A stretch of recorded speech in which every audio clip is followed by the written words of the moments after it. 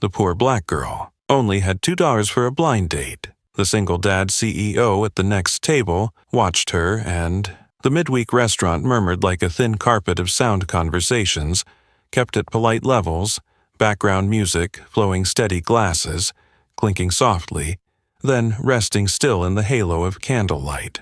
A small flame trembled in the middle of each table, casting warm shadows over dark wood and neatly pressed navy linens. The bell above the door rang a little too loudly when Ava Johnson pushed it open. Her first reflex was to grip the strap of her bag, then let go as if reminding herself to breathe in rhythm.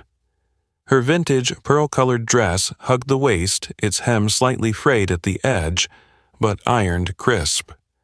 It was her mother's dress, the kind she wore only on days when she needed to remind herself that the past could still hold up the present.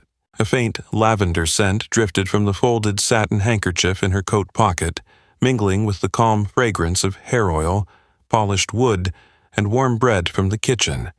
A quiet greeting meant only for her. In her wallet, a folded $2 bill pressed flat against a thin compartment, the reserve she carried to keep her spine straight when everything else went crooked. Reservation for Ava.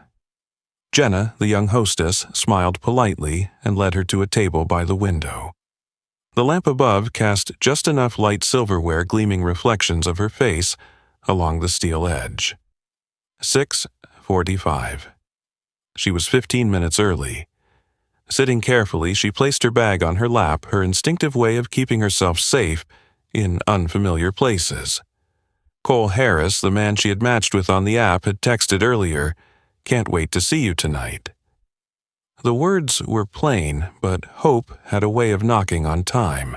Before we continue, let me ask quickly, where are you watching from? Drop your city, country in the comments. And if you like stories like this, hit like and subscribe so you don't miss the next one. She smoothed the edges she had gelled down that afternoon, checked her pale pink lipstick in the black reflection of her phone, closed it, and looked toward the door. It opened, letting in damp chill from an earlier rain. 2 people passed her table and slipped into the far corner. She glanced at the door again, then at the wall clock. 7:00. It's fine. She thought rush-hour streets hold people longer than they intend. At the table, slightly behind Ethan Blake, swirled his glass of scotch. His charcoal suit carried the fatigue of a day's meetings. Tie loosened a notch, but his eyes were awake. They lingered on the girl at the window longer than habit, as if a memory had brushed by. 7:10. Ava typed, "I'm here, are you on your way?" She deleted the exclamation point sent it. She sipped water, set the glass down, listened to the small sound of crystal. Across the aisle, a woman glanced at her, then at her watch, then back to her unfinished conversation, the kind of thing that happened quietly in places like this, invisible to most, but sharp to the one living it. 7:20. The door opened again, bringing in the smell of wet coats and fog. A new guest greeted the waiter and headed toward the bar. 7:25. Ava made a call. One ring, then voicemail. Marissa, the server, stopped by with a gentle smile. "Would you like to order something to start? The tables are filling up." Ava shook her head politely. "I'll wait a little longer." She opened her wallet, looked at the $2 bill, closed it again. If she had to sit longer, maybe she would order a pot of tea, something to keep her hands busy so the waiting wouldn't feel like stealing space. 7:33. Her phone buzzed. The words cut sharp as glass. "Wow, you actually showed up." "I was joking, not my type, not worth the Uber." Another message followed instantly. "You seem nice, but seriously, did you really think I'd come?" The screen lit, then dimmed her reflection, flickering in black glass. Ava set the phone down, fingers gripping the tablecloth before letting go. Her back straightened, not to look strong, but simply to keep her chest from collapsing. She looked toward the door one last time, then reached for her bag. The lavender scent rose from the satin handkerchief again, clean and firm, reminding her that some things she still carried even when others didn't show up. At the table behind, Ethan set down his glass and stopped staring into the empty air. He had seen that face drain in a single breath, seen that hand brush the stomach, a sign of real hunger. Easy to miss among 100 hungers, but still a truth that deserved not to be ignored. He didn't stand just yet. The room still had music candles, and a woman torn between leaving with dignity or staying to admit she needed dinner. Ava inhaled deeply. The door opened and closed with the rhythm of others coming and going. She no longer searched for him. She tightened her grip on the strap of her bag, ready to rise. And in that moment, the evening seemed to settle into its ending, a walk home through thin rain, a $2 bill still folded safe, and another story folded away into the bottom drawer of memory. Ava had just pulled out her chair when Marissa returned carrying a plate of steaming pasta-ripe tomato sauce, glistening under a thin snowfall of grated cheese, the scent of basil stronger as it touched the table.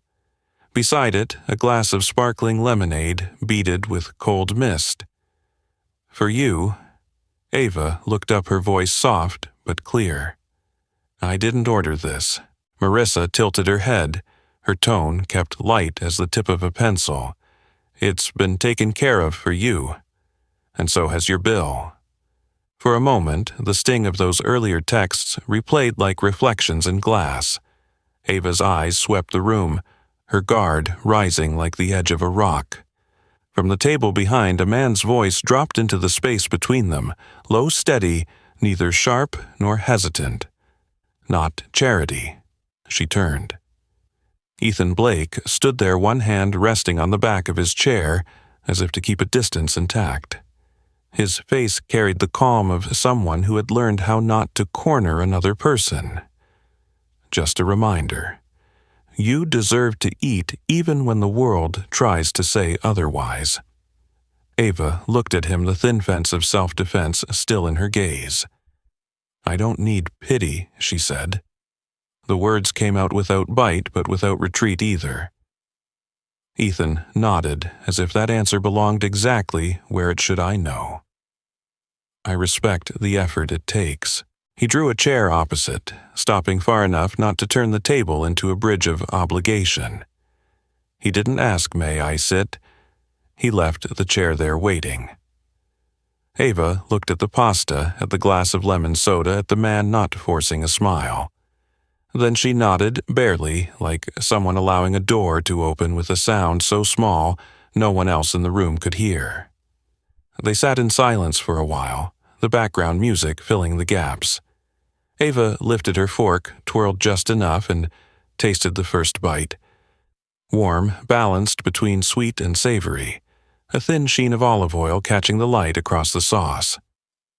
Her body exhaled slowly, her heartbeat easing back into rhythm. Ethan spoke then, short and plain, like advice trimmed down by experience. Feed your stomach before you try feeding anyone else's heart. If it had landed off-key, it could have rung hollow. Tonight, it settled into place, steadying the fork in Ava's hand. He didn't ask her job, didn't pry about family, didn't mention the one who never came. Instead, he told a brief story about a bad advertising slogan his team once pushed out just enough to make her smile without lifting her eyes. Ava set her fork down. Once, then picked it up again, eating as if rehearsing her way back into the rhythm of a normal dinner. "You don't have to do this," she said, still looking at the rim of her plate. "I know," Ethan replied, voice unchanged. "But tonight, I feel enough." She glanced up, enough for what he leaned back slightly enough to understand. "You showed up. You hoped. You waited not out of despair but out of belief.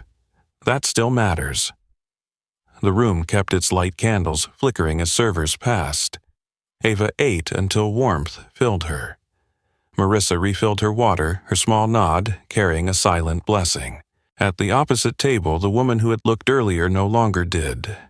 Her conversation carried on with the arrival of her main course as ordinary as any night. When the meal neared its end, Ethan set a business card on the edge of the table, the letters Blake Nutrition Co. printed crisp and neat. "I usually come here for coffee," he said, "not to find company." No request for her number, no mention of another meeting. No tugging the table into a contract never asked for. He rose, first nodded in the casual way strangers do when nothing more is required, and walked toward the corner near the bar. Ava remained looking at the sauce left on her plate, finishing the rest of her lemonade. For the first time that night, she didn't need a different ending. She thanked Marissa for her discretion, slipped into her coat, and stood. The $2 bill stayed in her wallet, tucked as neatly as before.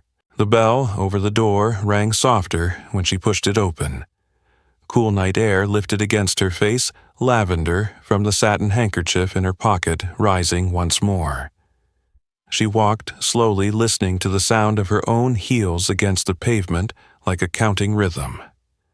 Tonight brought no miracle, only a meal paid for a sentence that landed in the right place, and the simple sense that her body had been treated with care. Sometimes that was enough to make tomorrow's seat at another table feel less like a borrowed space. Morning sunlight seeped through the glass, laying thin slices of gold across the wooden table. The cafe sat tucked between a library and a bookstore, its half-open door letting the scent of roasted coffee and cinnamon mingle with the smell of old books next door. Ava stood at the counter digging through her wallet. Coins clinked. She chose the cheapest option, eyes still on the menu board, as though working out a quiet equation in her head. For her too, a man's voice said to the barista, "With oat milk." Ava turned. Ethan Blake sat in the corner, one hand on the edge of his laptop, the other holding a pen. His shirt sleeves were rolled up, once no tie. His gaze was calm, as if with oat milk had been nothing more than a side note scribbled down. The barista called her name. Ava picked up the cup, hesitated a second, then walked toward the corner. "Thanks," she said. "No problem," Ethan replied. "You looked like you needed something softer than black coffee this morning." Ava laughed under her breath, setting the cup down. Warmth from the paper lid spread into her fingertips. She glanced around a few students with open notebooks, a mother distracting her child with a small pastry, the library guard nodding to music through silver headphones. No one was paying attention to this corner. That night, Ethan began, then paused. "Was the pasta okay?" Ava nodded. It was. She tapped the rim of her cup with a fingertip. Better than okay. They didn't mention the name of the man who never showed. Didn't mention the 2 text messages. Didn't mention the business card. The paper cup between them was enough to cover the kind of question that might send the morning spinning off track. Ethan twirled his pen, his voice lower. "We just killed a slogan. Looked fine on paper, but on a poster it sounded like we were marketing chewing gum for toddlers." What was it? Chew into goodness. He chuckled at himself, not waiting for anyone else to join in. Influencers made memes about it all week. Ava laughed the soundbite as a sigh. "I had an anatomy professor who would hate that line, I figured." Ethan clicked his pen open, leaving a tiny dot of ink on his scratch paper. Problem isn't just the words. Parents don't read posters like marketers do. They read them with nerves. Ava was quiet for a moment, then set her cup down, fingertips still holding the warmth. Allergy labels on snacks use too many abbreviations, fonts too small. Non-English speakers misread them. Ethan looked up. "You've seen that happen?" Ava nodded. "In pediatrics. A mother read may contain as if it meant might include benefits." Her kid broke out in hives. Ethan closed the pen, slid it toward his laptop. "Noted." He said it the way someone practiced at listening without interrupting would. Outside, a bus hissed to a stop, pedestrians shifted lanes, damp air swept inside. The conversation drifted to smaller things, a childhood dish that never made sense the time she cut bangs with safety scissors a downpour that ruined her best shoes. Ava told them without trying to be funny. Details like a popped button, a slick stare, a cracked piece of chalk, one after another, no punchline needed. Ethan listened. He didn't add me too for symmetry. He left silence longer than most people would, and strangely, that gave the talk room to breathe. Ava checked her watch. Her library shift was minutes away. She stood lifting her cup. "I have to go." Ethan nodded. "Yeah?" She waited for something, an offer, a see you tomorrow, a request for her number. Nothing came. Just a nod, and his eyes returning to the half-open screen, as if this morning's meeting were a breeze passing through, cooling the air before moving on. Ava stepped to the door. The bell chimed softly. Before walking fully into the sun, she turned back. "Your new slogan, don't use the word chew." Ethan smiled. Already noted. The door closed, and traffic outside ran like a steady line. Ava walked a few steps, realizing the conversation she'd just had carried no weight of debt. The coffee in her hand was sweet enough. The rest of the morning felt lighter. At the corner table, Ethan looked at the ink dot on his page. Tiny, easy to fade, but he knew small things had a way of staying the way. The image of a girl sitting straight-backed in a restaurant had stayed with him all week. The conference room wasn't large. White folding chairs faced a screen where pastel slides glowed with cartoon vegetables and laughing children. At the long table in the back sat cups of fruit granola bars, smoothie boxes, the label Blake Nutrition Co. printed sharp clean. The smell of ripe fruit mixed with fresh ink edged with the cool of air conditioning. Ava sat in the third row. A thin cardigan over pale blue scrubs. Hair tied low. A pen resting across her notebook. Around her, a few mothers, holding infants, 2 nutrition students whispering an older pediatrician jotting notes in blue ink. Ethan stood at the back, not on stage, not in the front row. He leaned an arm against a column, watching the crowd as if it were a river passing by. The presenter introduced the topics early childhood nutrition food safety allergies. Slides clicked by. Examples flashed organic non-GMO may contain. The voice steady, not dramatic. When the section shifted to preservation, the screen filled with text-heavy charts. Ava raised her hand. What's the preservative threshold for children with chronic hives? The question was direct, no detour. The presenter paused, checked his notes, then looked at the room. "Good question," he said, flipping back to a slide on ppm and AAP guidelines. Ava wrote down numbers, then looked up. No sighs, no applause, just more pens moving. The allergy label slide came next, words lined small down one margin. Ava raised her hand again. The may contained statement often uses abbreviations, printed tiny. Families who speak another language misread it. Could we use icons instead and set a minimum font size? The room fell quiet for a beat. The presenter pressed his lips, nodded. Yes, we should, and bilingual labeling if the region is multilingual. He returned to the slide underlined font size and pictogram. A mother behind whispered thank you, borrowing someone else's voice to carry her own. Ethan glanced at his watch not out of boredom, but to remind himself not to step in. He was used to watching perfect plans float across his desk, used to seeing them stumble at the smallest corners. Today's corner was in the word may and in 9-put font. As small as that ink dot on a cafe napkin this morning, but the difference between a calm dinner and a night in the ER. Q&A ended. People stood lining up at the snack table. Some left resumes, some asked for photos. Ava closed her notebook, slipped through the crowd with light touches on shoulders to make room. She headed straight out the door, down the steps, turned toward the library a block away.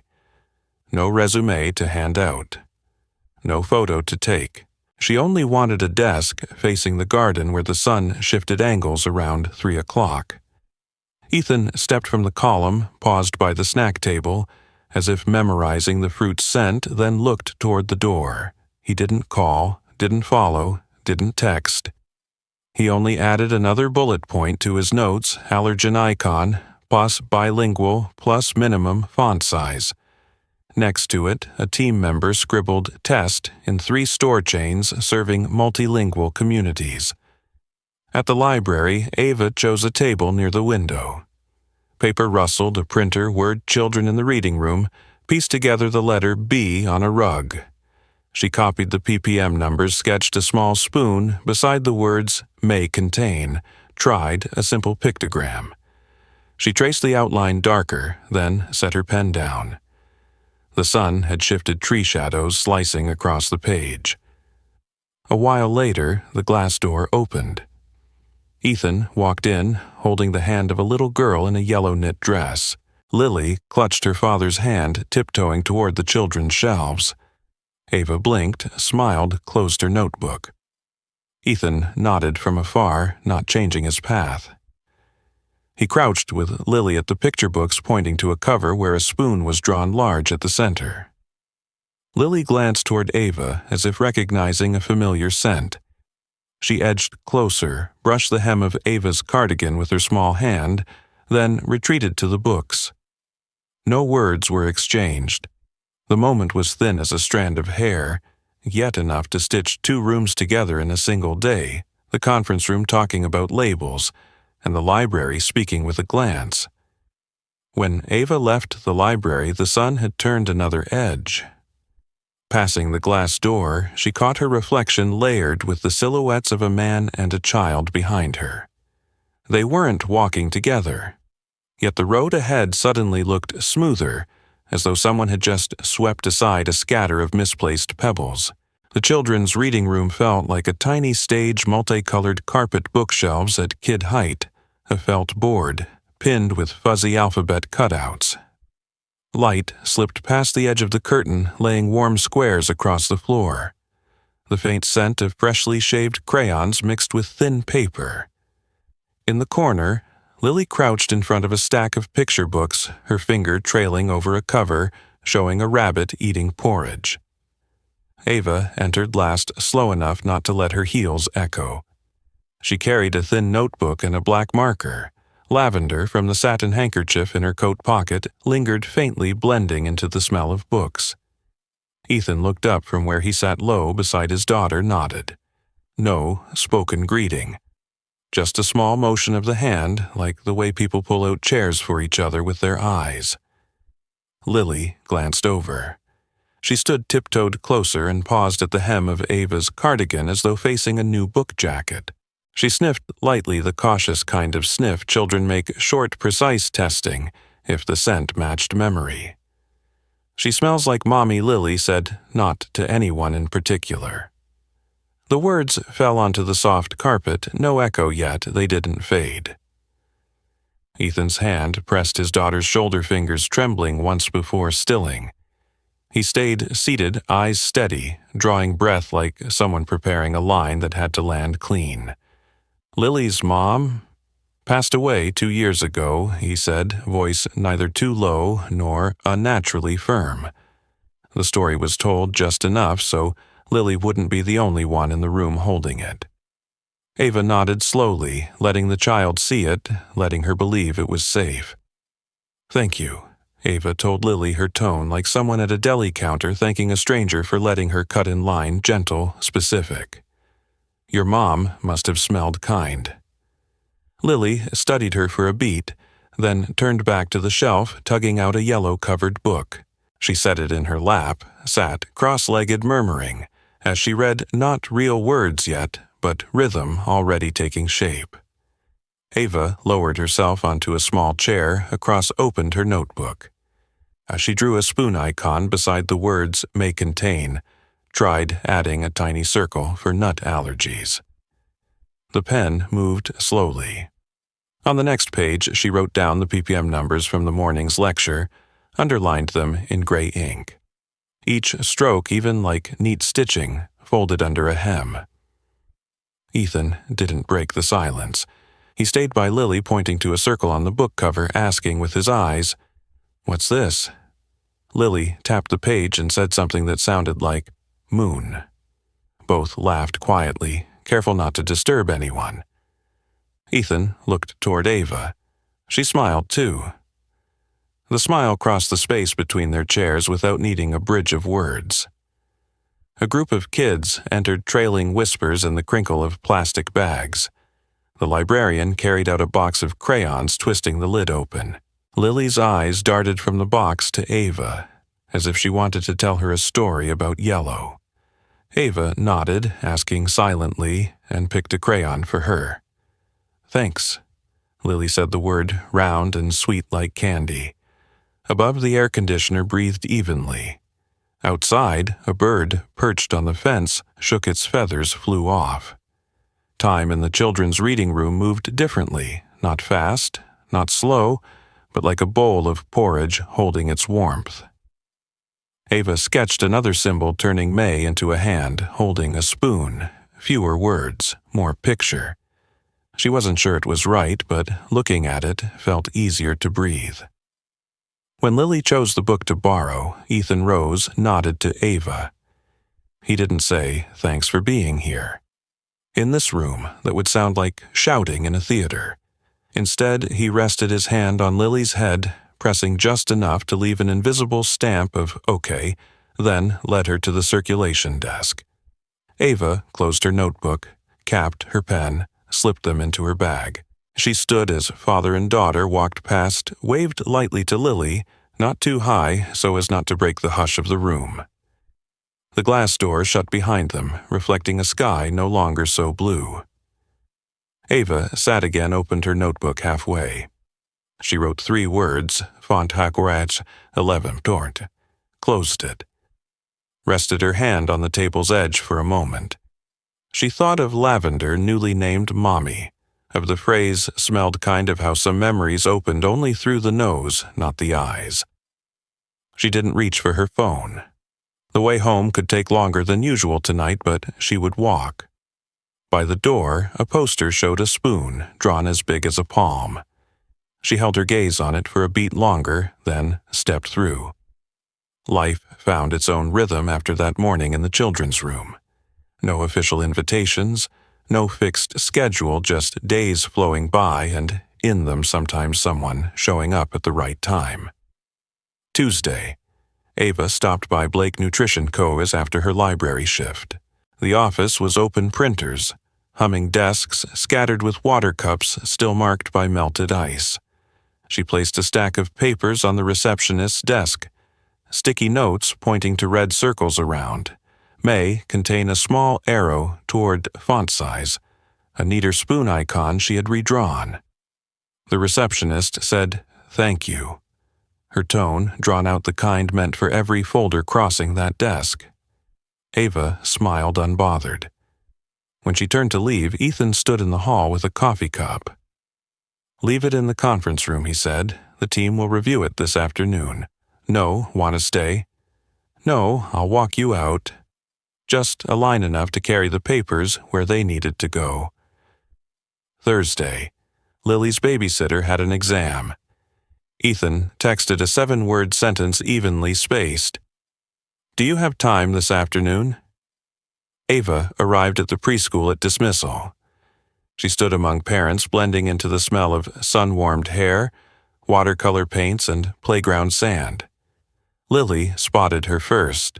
She ran small footsteps, pattering hugged Ava's waist.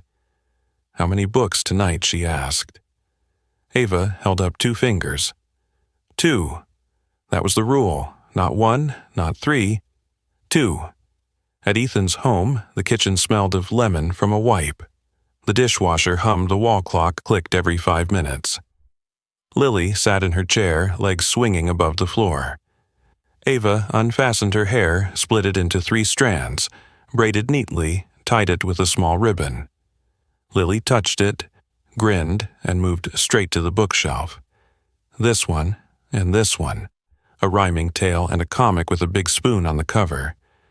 She stacked them, Ava read in an even voice, pausing at Lily's favorite repeats. At the end, Lily asked, "More?" Ava shook her head, emphasized, "2." Lily pouted, then giggled. Rules worked because they never changed. Another evening, Ava laid a sketch of packaging on the kitchen table. A small allergen icon at the bottom left a bilingual line beside it. Ethan looked at it. No brilliant, no perfect. He just wrote 11 pt larger in the margin and nodded. Lily ran by, leaned over the chair, pointed at the spoon. "That's like the one at the library." They both laughed. A draft from the window stirred the corner of the page. Sometimes bias slipped through in small ways. At a reception desk, a visitor asked Ava, "Are you with cleaning?" seeing her with papers and a marker. In a doctor's waiting room, a parent praised, "You sound so professional, as if it were a surprise." Ava shrugged it off. Once Ethan was there. He opened the door, directed the visitor conference rooms at the end, turn left, voice casual without side notes. The door closed. Inside, only the hum of air conditioning. "You okay?" he asked softly. "Okay," Ava said. And it was true, not because of apologies, but because no one made it bigger than it was. Texts between them stayed sparse. Brief a photo of Lily wearing a paper crown, a line, "Don't switch." Chew a reply already changed to spoon. One night, Ethan drafted a long message about Lily calling broccoli broccoli-ly. He reread trimmed left, only 3 words. She was happy, pressed send. Ava answered with an image of a hand-drawn spoon emoji. It was enough. Sunday. 3 of them went grocery shopping. Cart filled with milk, golden apples, a bundle of basil pasta, a small bottle of olive oil. Lily counted apples on her fingers, stopped at 4 when she ran out of space, laughed, grabbed another. Ava stood at the kids' food aisle, scanning may contain, labels, calculating. Ethan let her stand alone. He didn't step between her and the shelf. He stayed just behind, close enough if she turned, but far enough to leave her space for her own conversation with the fine print. That night, before story time, Lily stretched on the sofa, head on Ava's lap. Ava opened a lavender vial, dabbed a little onto a cool cloth, placed it on the child's forehead. Ethan sat opposite, glass of water in hand, letting his gaze say what words didn't. The TV murmured in the next room, nothing urgent. Here the rhythm was steady. When Lily drifted off, Ava removed the cloth, pulled up the blanket, tucked its corner under her small arm, like the final knot in a cord. On nights, Ethan came home late, keys clinking at the door. Ava and Lily were already done with 2 books, just staring at the 3rd cover without reading. Daddy Lily said, voice rolling across the room like a marble. Ethan nodded, hung his coat, checked the clock, looked at his child, then at Ava. No elaborate apology. 2. Lily reported, holding up 2 fingers. 2, Ava repeated, stamping the ritual. A small ceremony round safe. Weeks passed. Some nights Ava didn't come.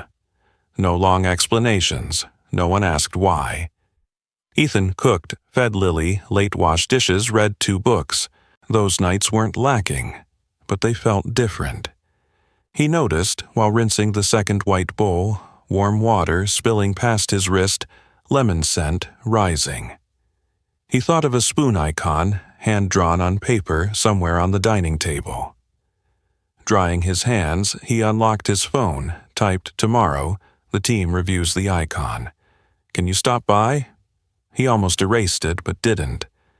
The message sent landing softly like a pillow. Ava replied minutes later, "I'll come, not too long, enough." The rest would be handled by the conference table, the pens, and a font, Chantox 11. Outside, rain fell, briefly wetting the awning, then stopped. Inside, Lily slept, turned toward the wall braids, still neat. Ava turned off the living room light, shut the door left. Lavender trailed from the cloth's edge light as a period at the end of a sentence, not bold, not heavy, but making the line stop in the right place. days like that strung together. No declarations, no soundtrack, only small rituals, repeating, and with each repeat, another brick laid into the floor beneath 3 people, a floor not yet called home, but flat enough that no one had to watch their step. Afternoon light receded into the kitchen, leaving a gray wash down the hallway. The thermometer beeped once, then went silent. The pot of chicken soup on the stove had cooled from warm to lukewarm. Lily lay curled on the sofa, her cheeks flushed, forehead hot as a sun-warmed stone. Ethan rested one hand on her neck to count her breaths, the other scrolling a short list on his phone fluids fever reducer cool cloth. The wall clock clicked forward. The living room held still except for the steady sigh of the ceiling vent. The doorbell rang. Ava stood at the threshold, coat unbuttoned, a small fabric bag in hand. Inside, a thin towel wrapped in wax paper to keep it cool, a tiny vial of lavender, a hand-sized bottle of warm water. She greeted him with her eyes. Ethan stepped aside. "No thanks for coming, no sorry to trouble you, just space to walk in." Ava washed her hands, wrung out the cloth evenly, dabbed a few drops of oil, folded it in quarters. She sat on the sofa's edge, laid it across Lily's forehead, held it until the cool spread. A faint fragrance drifted, mixing with the scent of cooled soup in a bowl and the whisper of lemon on the tabletop. Lily's eyes, open to a narrow slit, saw through the cloth, recognized, then shut again. Her breathing slowed.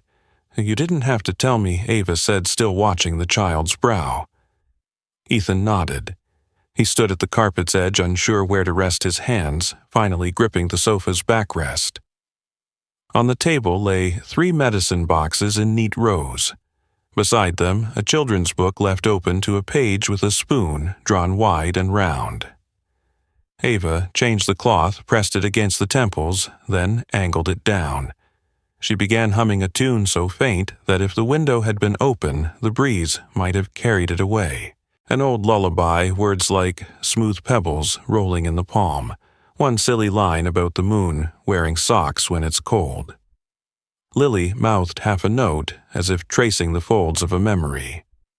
Ethan said nothing. He slipped into the armchair across his hands, soon covering his face, but sound escaped, one broken breath, then another. Ava kept singing. The cloth warmed, she replaced it again, slow. At the final verse, her voice was barely enough to keep from dissolving into the hum of the fan.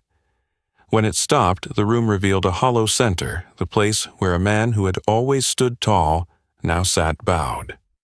Ethan lowered his hands, eyes red. He didn't quite meet hers, but didn't look away. Ava dipped the cloth in cool water, wrung it out. She glanced at Lily Braid, still neat lashes trembling faintly. She offered no comfort phrases, only set her hand on the armrest and spoke almost like breath. "Children remember by what you do for them, not by the stories you tell." Ethan nodded, chin dropping slightly as though recognizing a sentence that had always existed but never been named. Lily's sleep deepened. Ethan rose, went to the kitchen, poured water, returned, handed the glass to Ava, first, then sat on the armchair's edge, far enough not to disturb the child. "I thought she'd forgotten," he said, voice rough from holding too much in. Ava shook her head. Sometimes she waits for someone to sing the version she remembers. They sat like that for a long while, no one measuring time. Kitchen light cast a warm strip across the floor. On the wall, the fan's shadow blurred its blades. When the thermometer showed a lower number, Ava lifted the cloth, dried, the damp hairline, pulled the blanket up under Lily's chin. She set the warm bottle on the coffee table, turned to Ethan. "Let her sleep now. When she wakes, give her small sips." He nodded. He scanned the room, searched for words of gratitude, gave up, said only, "Stay and have soup with me, even if it's cold." Ava smiled. "Let me reheat it." She carried the pot lit. The smallest burner added water, sprinkled basil. the kitchen filled with the smell of presents. 2 white bowls, side-by-side spoons clinking porcelain louder than usual. No confessions, no promises. When washing dishes, Ethan felt the sponge lighter in his hand. He wondered why his palms suddenly felt less dry. That night, Ava left late. On the porch, she pulled her collar closer, lavender lingering on her wrist. She glanced through the window. Lily, asleep on her side, Ethan slumped on the floor against the armchair. Head tilted back, eyes half closed, the posture of a man finally allowing himself to be tired. The door closed behind her with its usual soft click. Tonight, the sound was more like a comma than a period. The white envelope arrived at noon, thin as a refrigerator instruction sheet. Ava set it on the table, circled the kitchen, once came back. Opened it. The first line was plain, without flourish, full scholarship 1 year, pediatrics, a school in the Northwest. She read it again, then again, not out of confusion, but to let the words settle into her skin instead of just the page. Her heart beat slow, then fast, then slow again. Joy came paired with something heavier, a map of everything she would leave behind. She folded the letter back into the envelope, pressed it under a coaster, left it there for 3 days. Still went to work. Still read to Lily, still stopped by the office to sign the margin of a printout font. 11T. Sometimes she thought of texting right away, then put the phone away. Each night she hid the envelope in a new spot second drawer, coat pocket under her pillow. None of the places felt final. On Wednesday, the wind changed. In the park near Ethan's house, more leaves scattered across the path than usual. Ava sat on a stone bench watching them skitter, watching Lily chase soap bubbles blown by someone nearby. Ethan arrived minutes later, hands in coat pockets, stood beside the bench a moment before sitting. Ava handed him the envelope. He read. Few words still took longer than a message. When he finished, he looked up at one smile coming before speech. "Congratulations," he said. It came before any math about schedules, distances, flights. Ava nodded. She looked at her hand at the faint ink stain fading on her finger. "Oregon," she said, as if pointing to a spot on a paper map. 1 year. The wind carried grass and raincoat smell. Lily clapped when a bubble burst mid-air. Ava continued, "I'm afraid you'll think I'm leaving when things are just..." She left the sentence open, and that I've only used this place as a stopover. Ethan shook his head barely. "I don't think that." A pause. "And if anyone did, it wouldn't matter more than the fact that you need to go." Ava met his eyes. At that moment, long sentences would have been too much. "You're not going to hold me back?" she asked, half joking, half earnest. Ethan looked at the trail of bubbles and said it like a margin note. To hold has many meanings. Mine is not to cut wings. The wind shifted. On the grass, Lily stretched for a bubble beyond her reach. She missed, laughed, ran on. Ava laughed too, then her face stilled again, calm as water in a glass on a table. "I'll tell the hospital. The ticket I'll handle." Ethan nodded. "I'll handle something else." He raised his hand as if holding invisible links slicing the air, a paper chain. 1 link for each week. Lily will count them for you. Ava laughed. She'll love that. They went home. Cut strips looped them into a chain that reached from the kitchen door to the window. Lily squatted, flipped each link counting with breaths between words. Dinner that night was simpler than usual. Pasta toast, fresh basil, sprinkled like a little firework for 3. The last night was quiet, like a layer of snow that wasn't real. Ava packed, paused at the satin handkerchief, folded it, placed it on top. Lily brought her a drawing, a house with a yellow door, a table set for 3 a spoon between 2 plates. The child whispered that hearts don't measure distance. The words darted past like a bird. Ethan stood in the doorway, hands in his pockets, watching as if replaying a film he'd never actually seen before. He didn't begin with stay or end with wait for me. He only opened a cupboard, pulled out a small paper box, not a ring box. Inside, a tiny silver baby spoon, shallowly engraved with one word first. He gave it to Lily. Give it to her in the morning. Airports in the morning always smelled of coffee and aluminum. Ava hugged Lily first a little longer than usual. The child's arms locked behind her neck, whispering something only she heard. Ethan lifted her luggage onto the belt, then stood behind the yellow line. Ava looked at him. Too many words could be said, but silence did the work better. She nodded. He nodded back.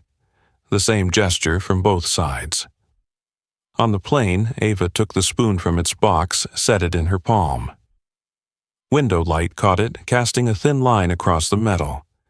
As she thought of the icon on company packaging of 11 Pete font of the lullaby sung 2 nights ago of Lavender's Scent, 1 year.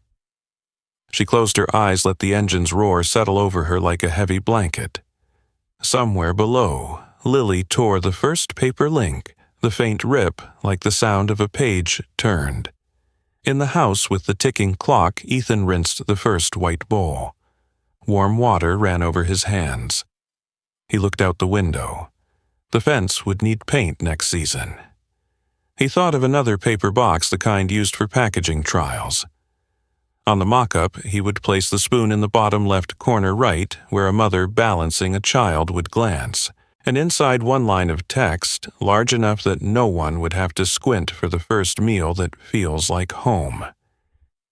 He didn't think of who would read it.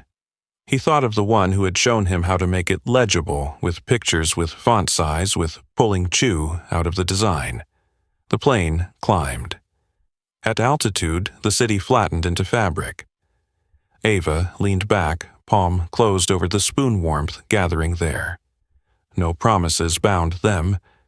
Yet something held like a thread finding the eye of a needle. When the attendant passed and asked if she needed anything, Ava shook her head.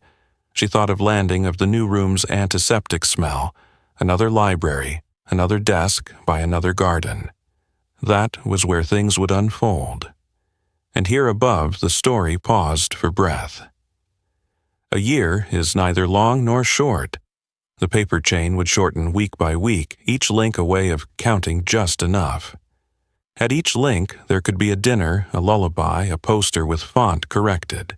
And when she returned, she would know which table to sit at, and the one across would know how to make sure the chair wasn't a waiting chair. The community hospital looked the same as when Ava had left, walls painted in calm tones, monitors beeping steady, the antiseptic smell layered like background noise. The only change was the new badge clipped to her white coat, Ava Johnson, RN. She made a round of the unit, signed a few papers, reread the protocols. By noon, a white envelope lay on the nurse's station counter no thicker than a folded instruction sheet. She tore it open. Inside, an invitation card. Product launch, her first spoon. Location rooftop, Blake Nutrition Comfort Time, 3 p.m., printed below letters large enough that no one would squint for the women who went hungry, so Hope could eat. In the elevator, Ava stood beside a rosemary pot near the door, its leaves brushing her coat. On the roof, the wind moved through string lights and neat rows of herbs. A long table displayed pastel-colored packages, each with a bold allergen icon bilingual text beneath no font smaller than 11. At the corner of the box, a thin silhouette of a mother cradling a child's spoon in her other hand. The drawing didn't name anyone, but the eye paused there. Ethan was speaking with a few team members and a cluster of journalists. He wore a navy blazer, no tie, a cue card in hand. His mic voice was steady, never forced. He didn't reach for big words. He spoke of times may contain labels, misled someone of where the icon belonged, of fonts large enough for a mother holding a baby in one arm to read with the other. When he stopped, he lowered the mic, shook hands, and glanced toward the guest rows. Ava stood by the railing, wind running through her sleeves, her hair tied low. They caught each other's eyes before either found words. "I wasn't sure you'd come," Ethan said, like a note set neatly in the margin. "I wasn't sure you'd remember," Ava answered, not testing. Ethan smiled faintly. Hard to forget. He flipped open a sample box at the edge of the table. Inside, the printed words, "First spoon, the first meal that feels like home." He closed the lid. The crowd thinned. Sunlight shifted to the right. Ethan reached into his pocket, pulled out a small dark box. He didn't kneel. He didn't hush the rooftop. He only opened it a ring with a modest stone catching light at its edge. "I don't want to rescue you," he said, voice lower than usual. "I want to stay if you'll allow me." The sentence stood still between them, hitting nothing else.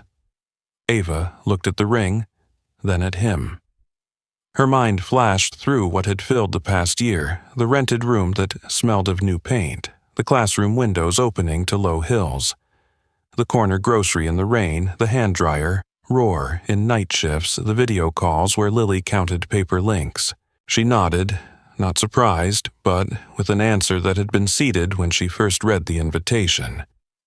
Ethan exhaled lightly, tucked the box away like placing a tool back in its drawer.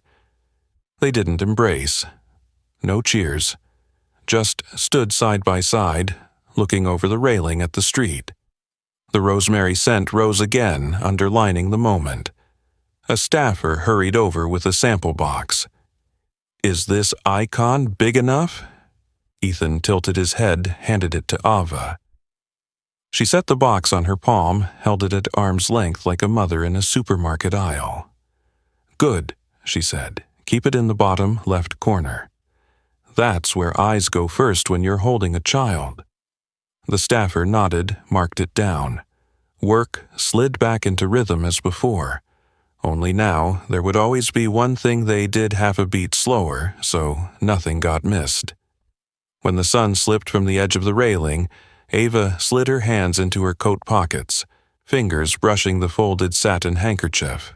Lavender lingered from old habit-fitting beside the herb smell without crowding it. Ethan handed her a glass of water, ice half melted. Below, the streetlights blinked on. On the roof, someone tested a soft playlist. They walked toward the stairs. No one said it's done, but both knew this scene needed no applause. The midweek restaurant kept the same warmth it had at the beginning of the story. Candles flickered once before, standing steady their glow swimming across dark wood. Jenna recognized Ava the moment the bell over the door chimed. "Window table?" she asked with a smile that had become familiar. Ava nodded. This time, she came with Ethan. Their hands rested on each other naturally. Lily skipped 2 steps ahead, navy dress, braided hair, tied with a small ribbon, pausing to stare at the candle flame like a safe magic trick. There were 3 chairs at the table. Ethan pulled one out for Ava, then helped Lily settle in. Marissa arrived with water, asking if they'd like to start with bread. Ethan scanned the menu, folded it, handed it to Ava. "Order everything you want," he said, his tone more like a reminder than an invitation. "Tonight, we eat for the girl who waited 45 minutes and still believed." Ava smiled, dipping her face behind the menu as if to hide the sudden light in her eyes.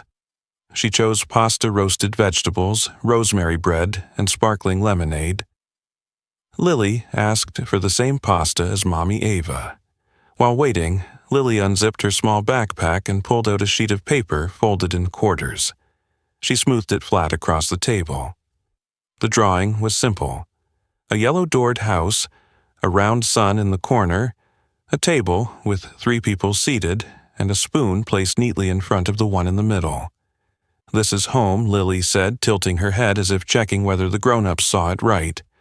"And this is spaghetti." Because Mommy Ava loves spaghetti. The word "mommy" slipped out without a stutter. No one at the table flinched. Ava touched the corner of the page just enough to keep it from sliding. Her eyes slowed a beat. Ethan looked at his daughter, then at Ava. He didn't ask, "Is that okay?" That question wasn't needed here. The food arrived. Steam spread a thin layer over the table. The rosemary bread cracked softly, its center tender. Lily counted pasta strands on her spoon like her own little game. Ava tasted her first bite, the lemonade's bubbles cooling her throat.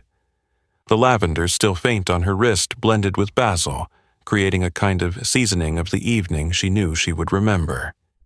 "You remember everything?" Ava asked as Marissa refilled their glasses. "I remember you," Ethan said, his voice steady. The words weren't dramatic, but they landed exactly where they belonged. Across the room, laughter spilled from a birthday table. Here, the three of them traded small gestures, Ethan sprinkling cheese over Lily's plate, Ava wiping a drop of water from the child's chin, Lily tapping her spoon against Ava's with a ting before laughing at her own joke. Dinner moved like a conversation that didn't need effort. When their plates were nearly empty, Ava set down her fork, eyes catching the candlelight. "You've never been late," she said softly. "I just had to believe long enough to wait." Ethan didn't answer right away. He reached across, laced his fingers with hers. The candle flickered once in a breeze, then held steady. Outside, the street was fully dark, windows scattering gold light across the wet sidewalk. Marissa brought dessert, last a single portion for the three of them, just enough for one spoonful each. Lily said, "Daddy first," then changed her mind. "No, Mommy Ava first," then laughed at her own switch. Ava took a spoonful, passed it to Lily, setting her own spoon beside it. Ethan watched the moment like someone fitting the final piece of a puzzle. Not difficult, but without it, the picture could never close. They left slowly. The doorbell chimed just enough. Jenna waved. Outside, the night carried damp aircar lights trailing short streaks. Ava tugged her sleeve, her fingertip brushing the satin handkerchief in her coat pocket. Ethan held her hand. Lily hopped a small step, then slipped her other hand into Ava's. 3 hands stacked together for a beat, then spread apart, just enough to keep walking side by side. No fireworks, no swelling music. Just an old table now, with enough chairs a-drawing with a spoon tucked in a wallet, and the new habit of people who had learned to arrive on time for each other. Inside, the candles still burned. Outside, the night opened its path. In between, a story that didn't end with an exclamation point but stood steady on its own quiet period. "So, tell me what touched you most. The pasta that was not Charity the lullaby when Lily had a fever, or the promise that love doesn't cut wings. Share your thoughts below. And if this story warmed, you don't forget to like, share, and subscribe so you won't miss the next chapter.